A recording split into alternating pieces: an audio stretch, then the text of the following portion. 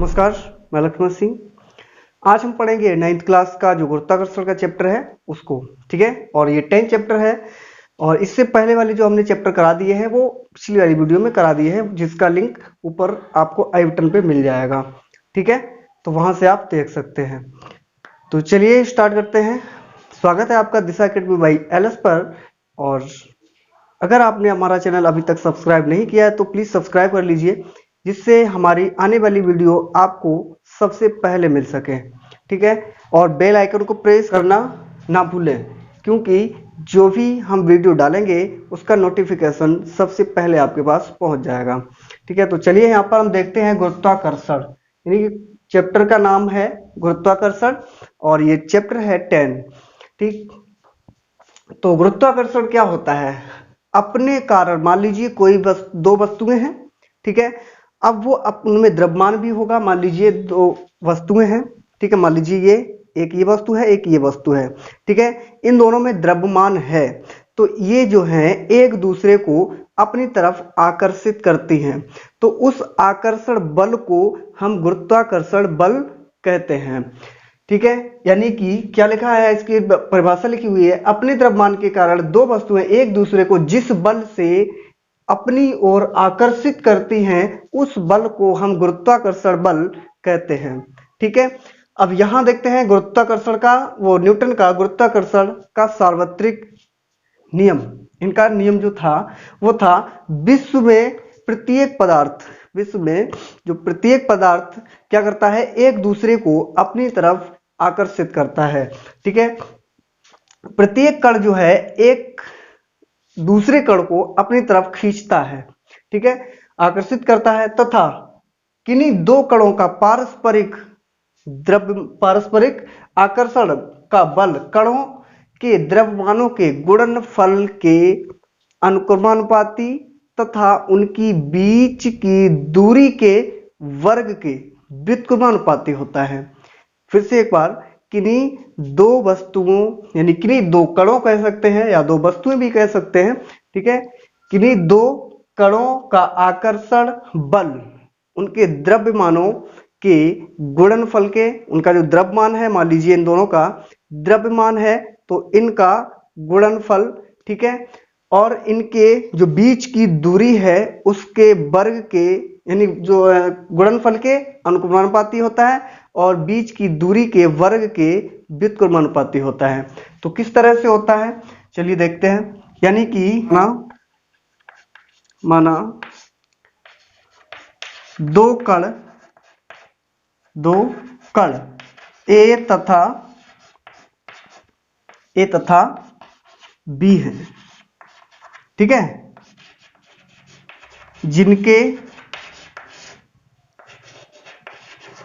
द्रव्यमान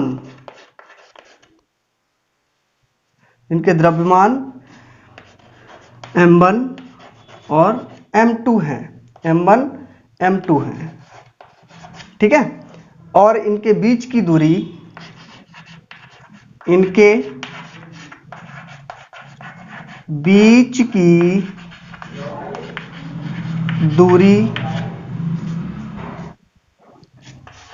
r है, ठीक है।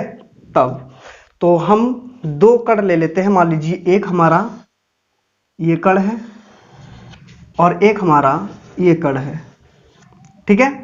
और इनके बीच की दूरी ये रही, इसको हम r से डिनोट कर देते हैं, ठीक है। इसको हम r से डिनोट करेंगे। ये m1 है और ये m2, ठीक है, m1 m2। ये a वस्तु है, ये b, या फिर ये a कण है, ये b कण है, ठीक है। तो अब हम क्या करेंगे, जब हम निकालेंगे F इक्वल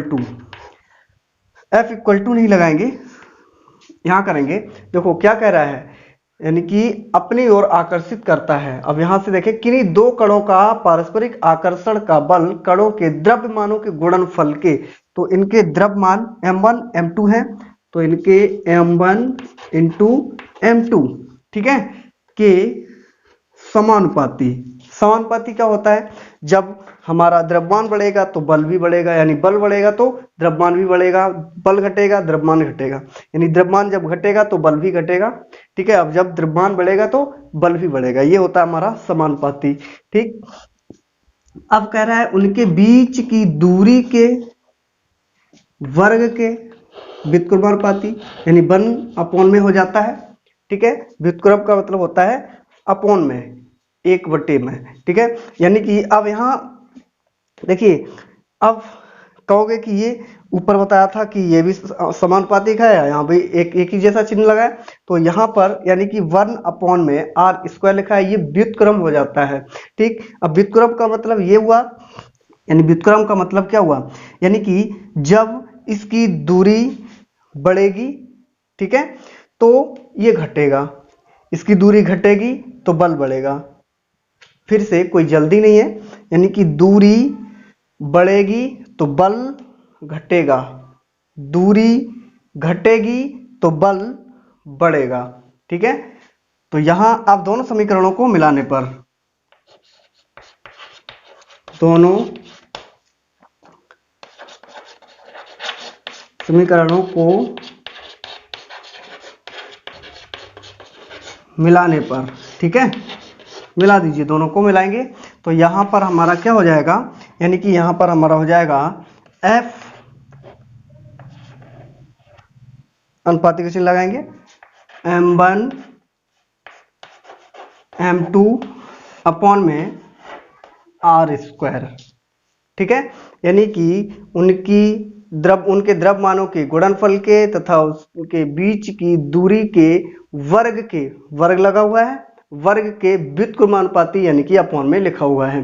ठीक है, अब जब हम इसको अनुपाती को हटाएंगे, अनुपाती का चिन्ह जब हटाते हैं तो हमारा कांस्टेंट g, सार्वत्रिक गुरुत्वाकर्षण नियतांक g लग जाता है। ठीक है, m1 m2 अपॉन में r²।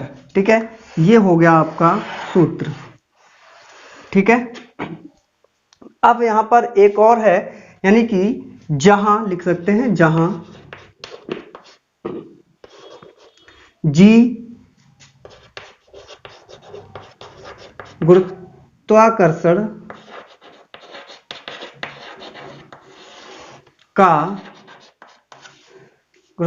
का सार्वत्रिक नियतांक है।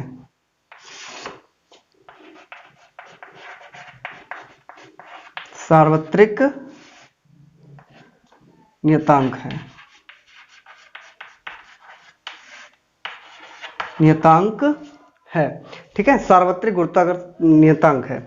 अब यहां पर g का मान जो होता है 6.67 इंटू 10⁻⁻11, ठीक है, न्यूटन मीटर स्क्वायर प्रति किलोग्राम स्क्वायर। ठीक है, प्रति किलोग्राम स्क्वायर, ये होता है इसका मान। ठीक है, तो अब हम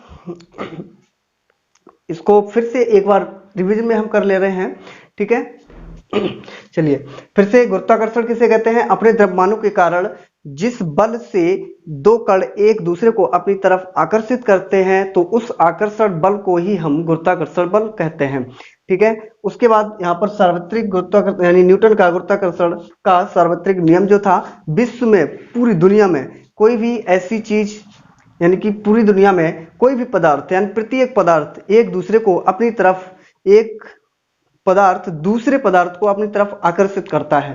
ठीक है, और किन्हीं दो कणों के आकर्षण, अथवा हम प्रतिकर्षण भी कह सकते हैं, आकर्षण कणों के द्रव्यमानों के गुणनफल के अनुक्रमानुपाती तथा उनके बीच की दूरी के वर्ग के व्युत्क्रमानुपाती होता है।